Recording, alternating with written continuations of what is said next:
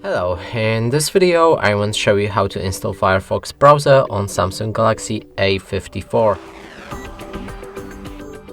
And to do this you will need to open a Google Play Store, inside find Firefox browser, select it and then click on the install.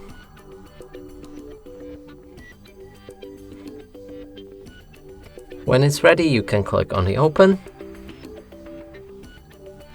and then customize the browser. So choose a different theme, pick your toolbar placement, sign in to turn on synchronization, switch between privacy protection settings and read the privacy notice. Finally, let's click on start browsing, open any website, and here you can see that the browser works fine. And that's it for this video. Hope you like it. Please consider subscribing to our channel, leave a like and a comment below.